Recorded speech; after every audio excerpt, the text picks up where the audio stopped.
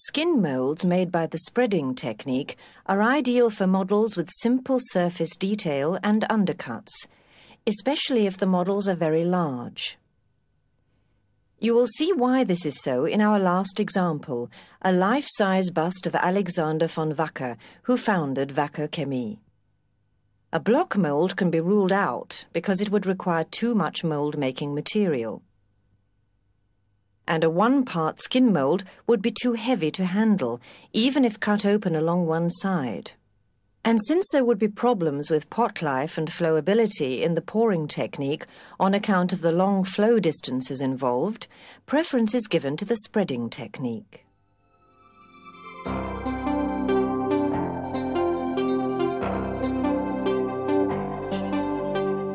A delimiting strip of plasticine applied along the previously determined parting line makes sure that the front and back of the model are separated cleanly from each other. The strip of plasticine is carefully adjusted to the shape of the model to make the join in the copy as inconspicuous as possible.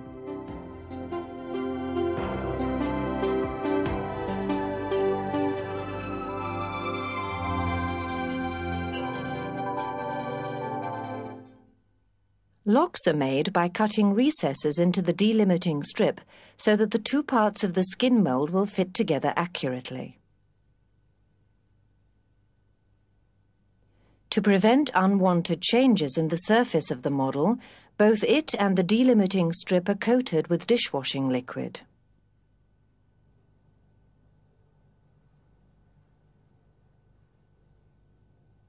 A skin mould made by the spreading technique has to be produced in two stages. First, a pourable Elastocele M grade is mixed with a catalyst and applied as the fine layer to the model, with care being taken not to create bubbles. The fine layer is brushed onto the first half of the model and the surrounding delimiting strip. The flowable rubber fills the finest of structures on the surface of the model. This is the only way to ensure that the copy will be identical with the model.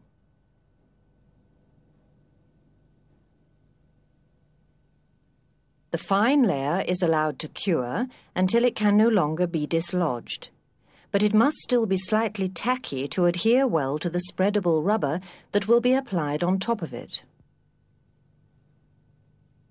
The spreadable Elastocele M grade must also be non-sag. That means it must not run off vertical surfaces.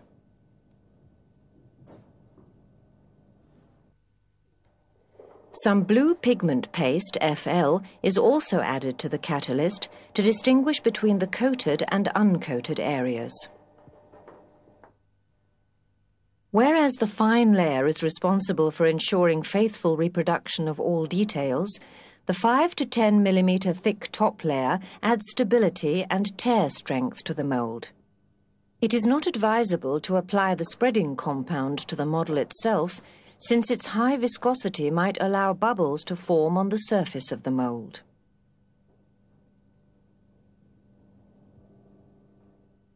As soon as the top layer has been applied, it is pressed onto the fine layer with a wet cloth. This also helps to eliminate any pockets of air. The top layer is then smoothed so that the support can be removed from the skin mould more easily later. This is best done with the hands. Dipping them first in dishwashing liquid prevents the rubber from sticking to them. When the skin mould has cured and is no longer tacky, the edge is trimmed to provide a good contact surface for the second part of the skin mould.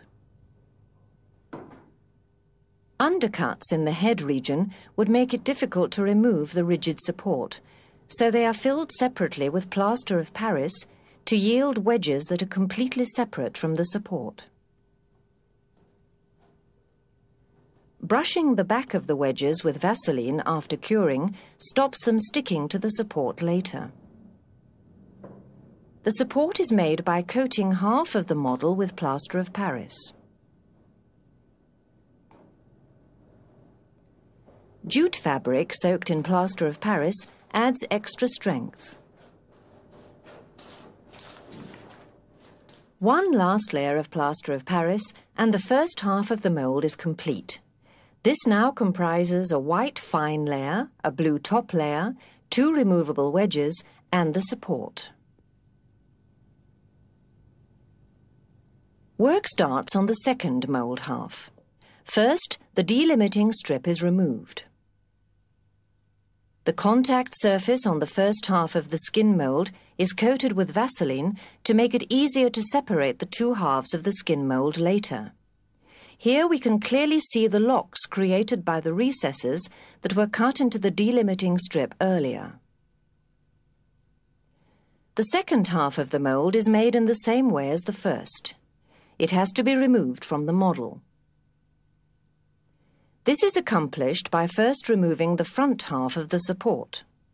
The plaster of Paris wedges are taken out and inserted into position in the support. In our example, the wedges do not have to be fixed in place in the support.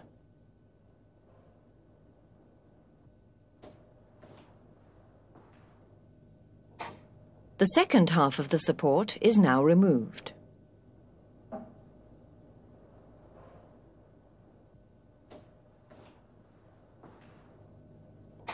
The front half of the skin mould is carefully peeled off the model. It is immediately inserted properly into its own half of the support. Otherwise, it might be permanently deformed since it has not yet fully cured.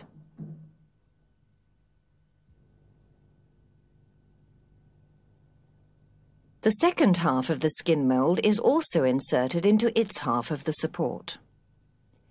Before the mould is used for the first time, the halves have to be stored separately for several days to allow the alcohol which forms during curing to escape.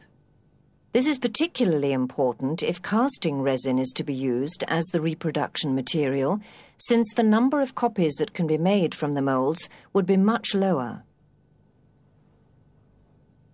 To make the copy, the skin mould and support are reassembled accurately and held together with, for example, strong adhesive tape.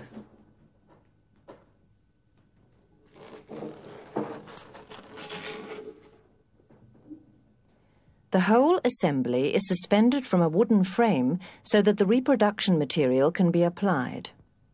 The copy is to be hollow and made by the spreading technique.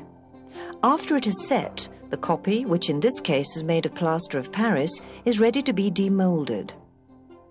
The halves of the support and the wedges are removed first. The halves of the skin mould are taken off.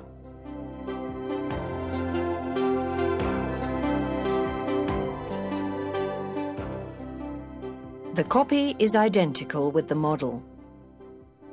Special patinas can be applied so as to match the colours of the 2 surfaces. The model and the copy will then be indistinguishable. Much more information and useful practical tips are contained in A Mould Maker's Guide, which can be obtained for a nominal fee from your local Wacker subsidiary.